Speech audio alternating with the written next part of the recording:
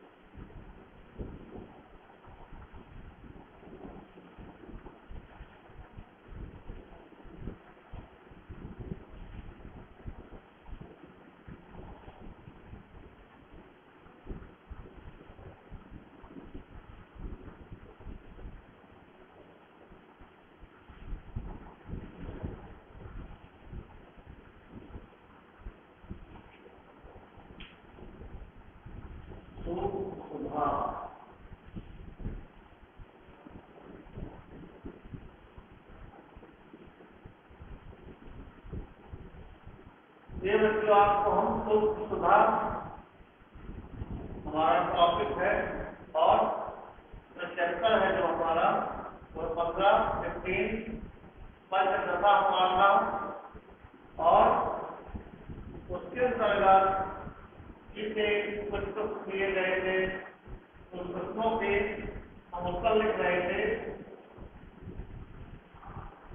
बुद्धि विपरीत कब होती है?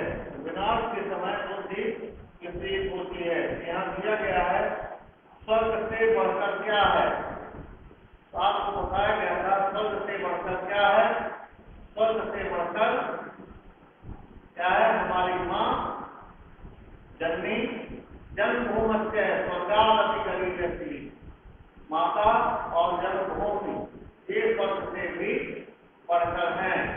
ये दोनों स्वर्ग से बढ़कर हैं बताया गया है। तो माता जननी और जन्मभूमि हमारा जन्म स्थान तो हमारे लिए स्वर्ग से भी उत्तम है, बढ़कर है। यही इसमें बताया गया है। नीच के साथ कैसा व्यवहार करना चाहिए। नीच वह है जो दुष्ट व्यक्ति होता है, जो किसी की सुनता नहीं है, अपनी ही करता है और अपना ही मूर्खता को प्रदर्शन करता है। तो उसके साथ हमें वैसा ही व्यवहार करना चाहिए जैसा वो कर रहा है, तभी वो सही रास्ते में आता है। इसलिए बताया गया है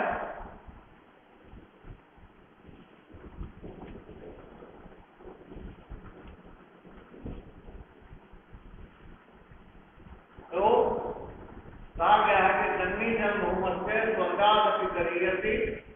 माता और हमारी जन्मभूमि ये हमारे लिए स्वर्ग से भी बढ़कर हैं और इससे बड़ा हमारे लिए कोई नहीं है।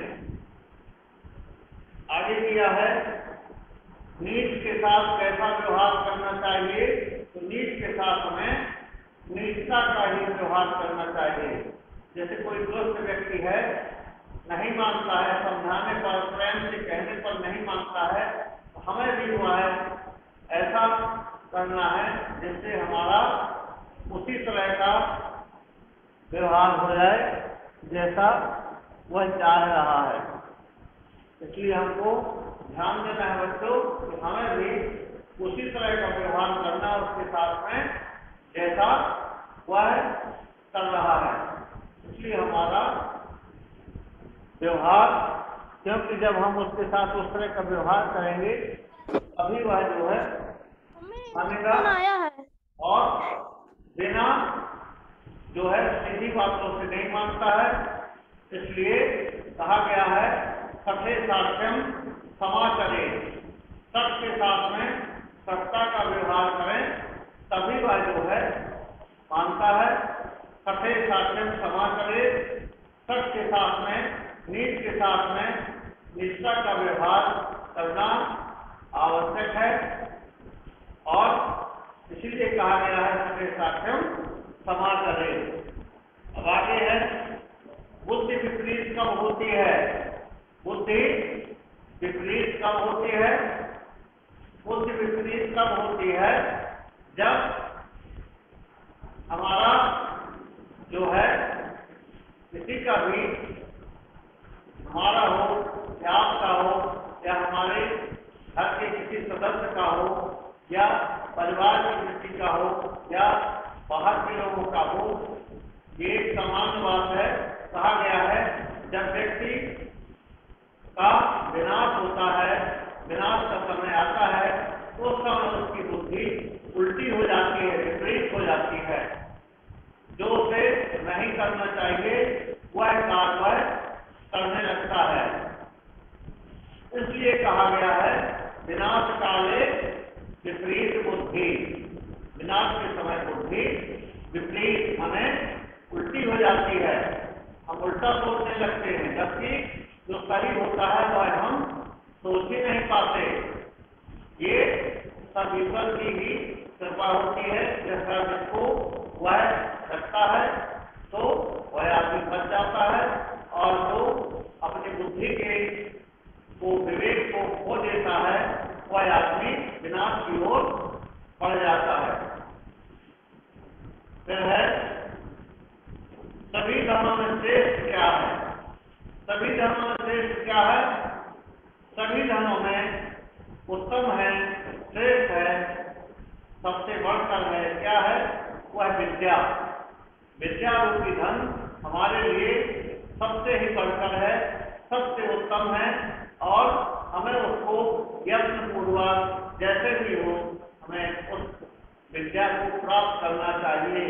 क्योंकि विद्या प्राप्त करने की एक उम्र होती है, एक समय सीमा होती है, उसके बाद हमारी बुद्धि उस स्तर में नहीं पहुंच पाती है जितना हमें लेवल करना है।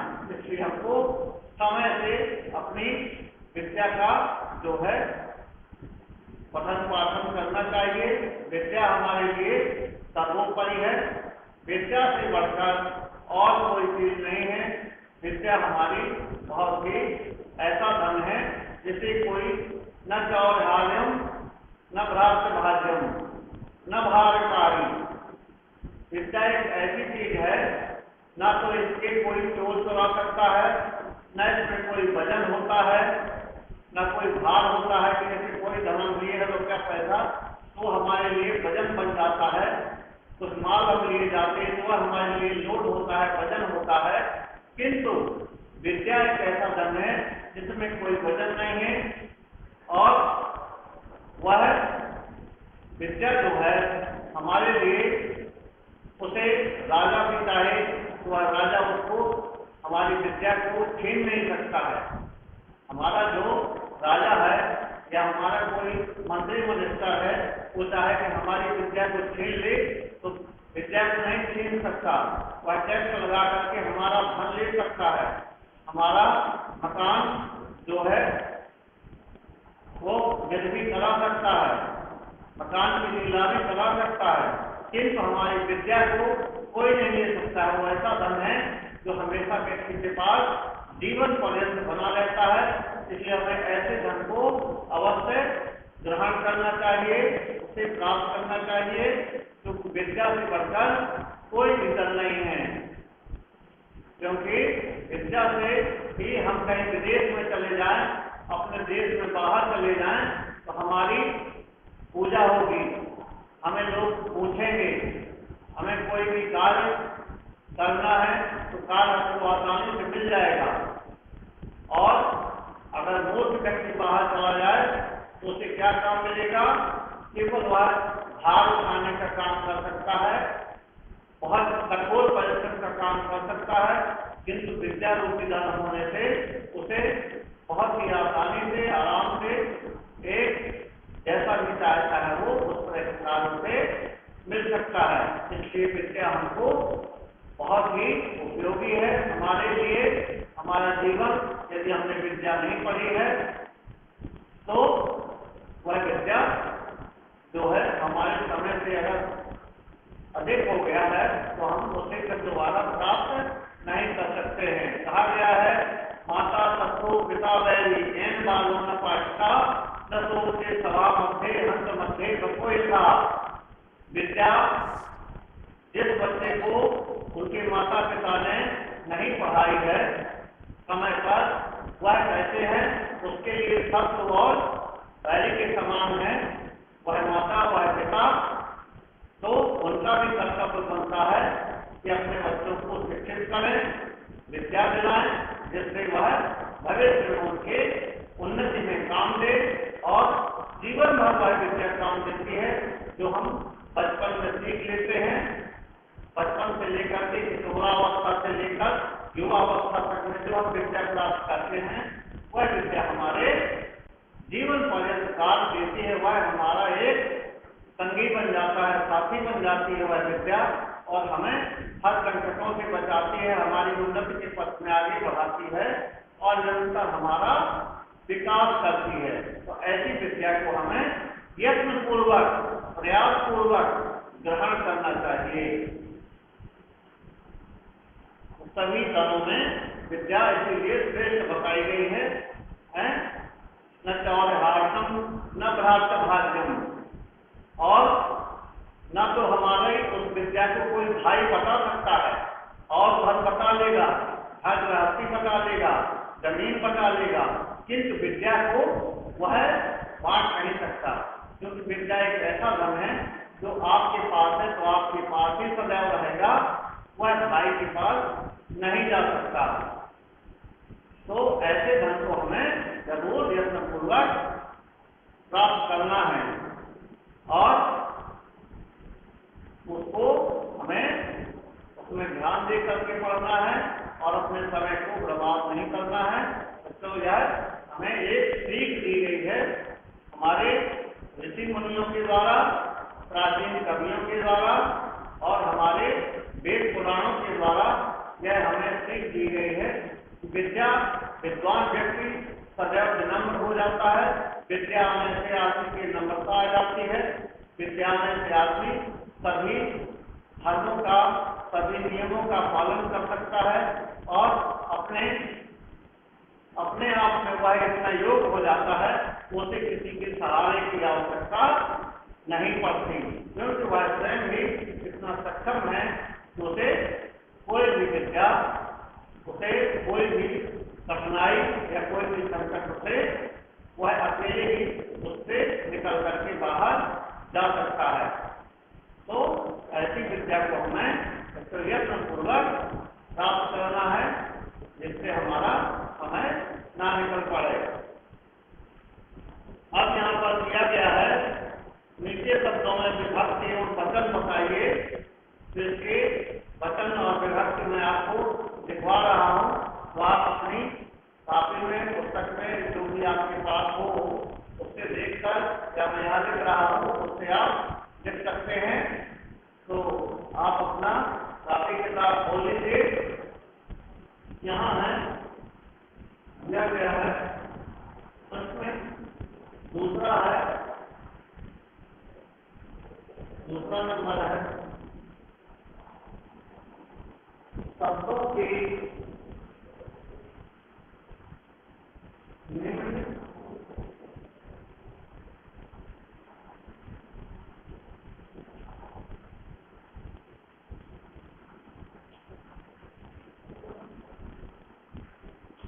शब्दों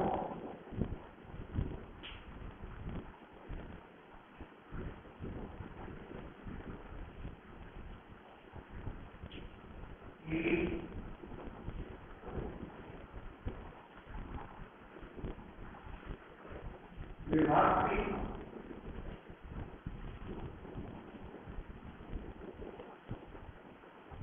विभक्ति एवं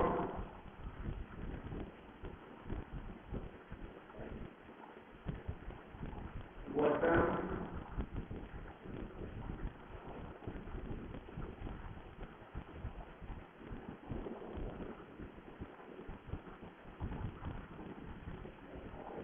बताइए।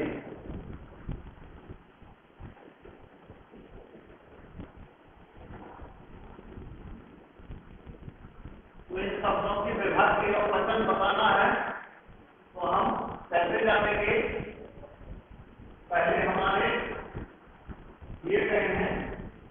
शब्द है पहले शब्द,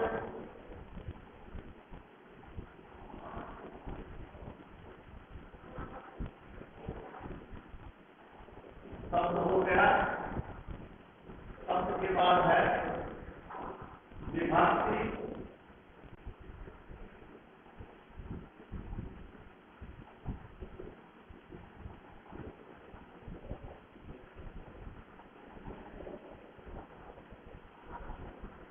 विभक्ति और वचन।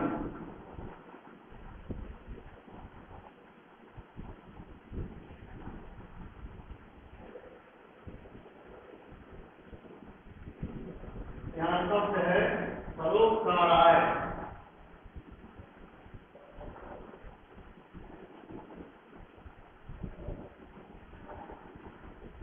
परोपकाराय।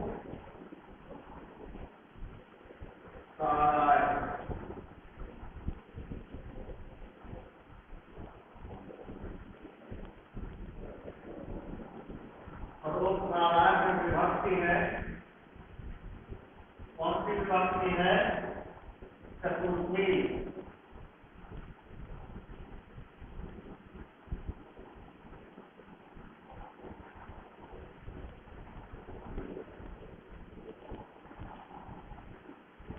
चतुर्थी और वचन है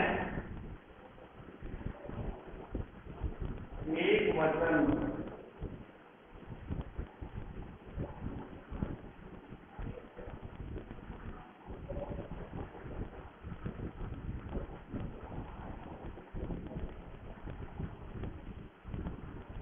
एक वचन। यह परोपकाराय के बाद है स्वगत।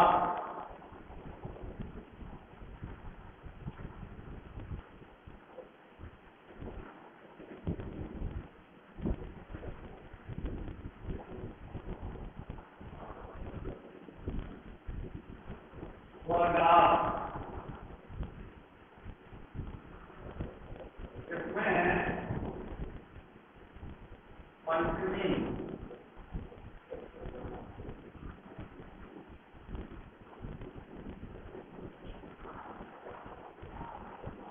पंचमी विभक्ति है।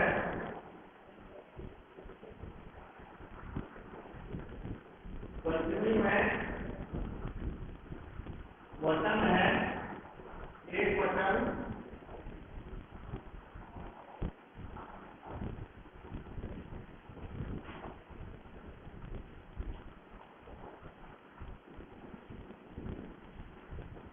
एक वचन स्वगत के बाद संघे।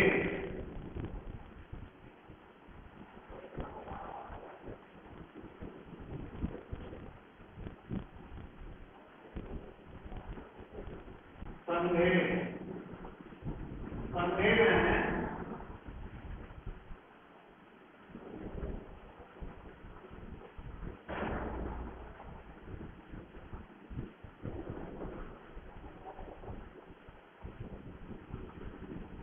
सप्तमी।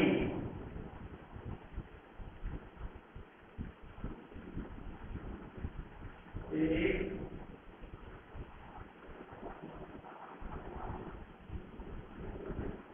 वचन।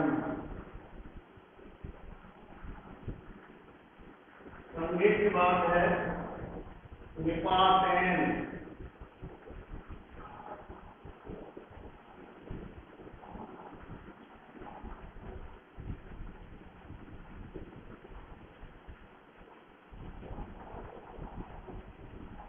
निपातेन, निपातेन में है तृतीया।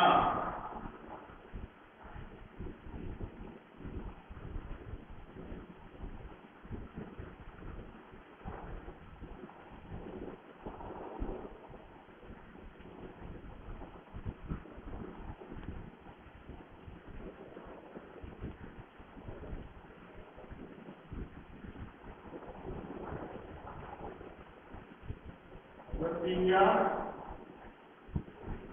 और एक वचन।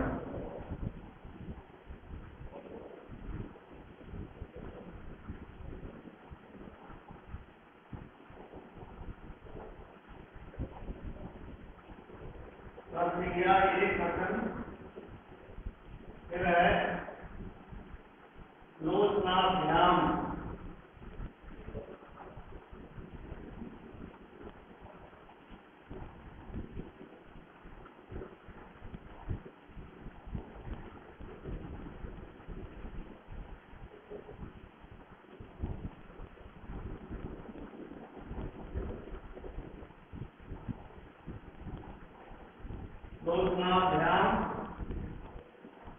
मैंने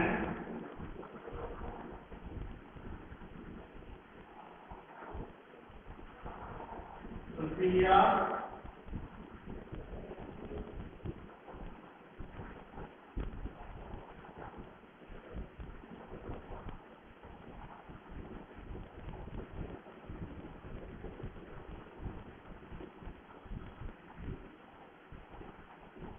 तृतीया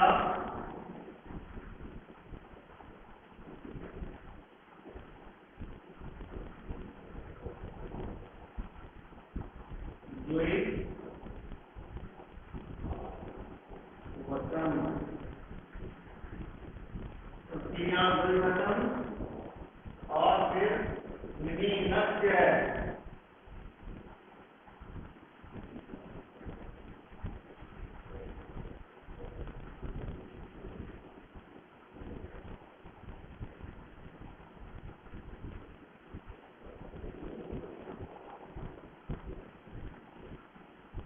विहीनस्य विहीनस्य में है षष्ठी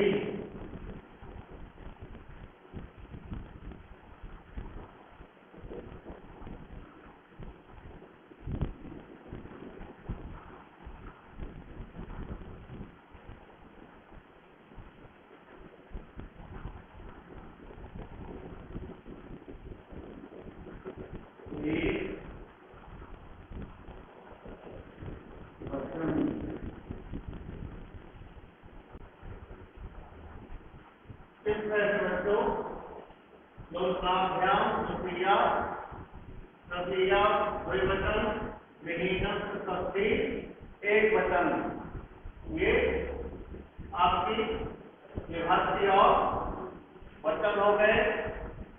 अब आप देख सकते हैं यहाँ पुस्तक में दिया गया है एक विशिष्ट अभ्यास है। विशिष्ट अभ्यास वाक्यों का निम्नलिखित शब्दों में अपने वाक्यों का प्रयोग कीजिए। अपने वाक्यों में प्रयोग करना है तो जैसे आपके साथ वाक्य दिया गया है अस्माकम,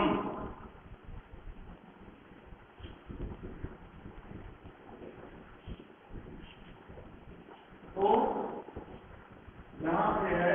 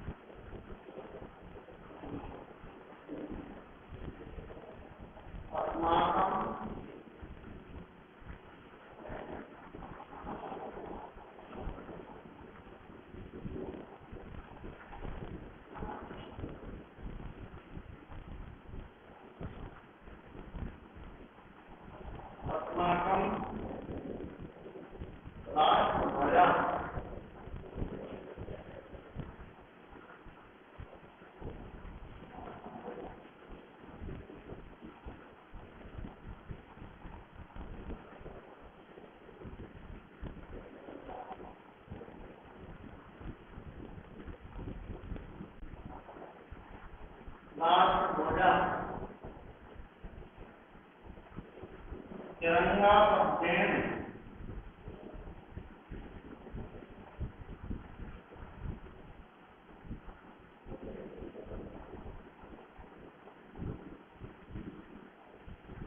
तिरंगा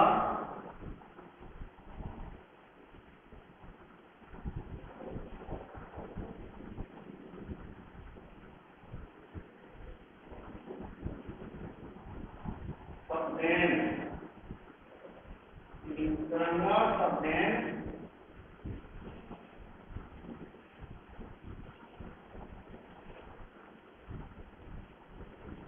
विश्वे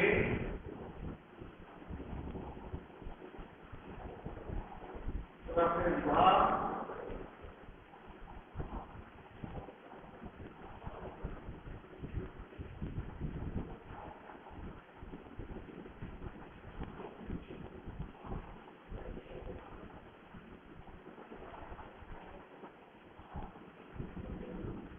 अस्ति।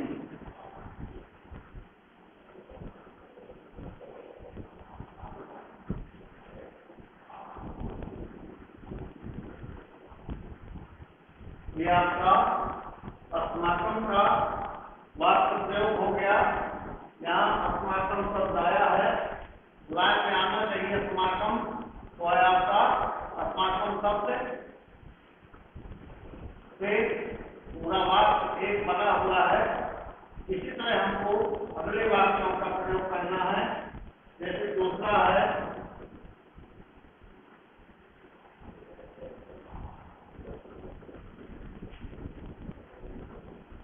अस्माकम के बाद आश्रेभ्यः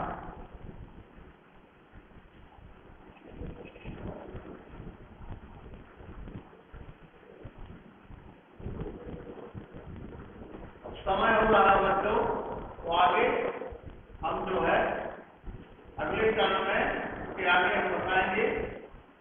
तो इसलिए अब हम आपको अगले चरण में इसके आगे दिखाएंगे। तब तक के लिए धन्यवाद, नमस्ते।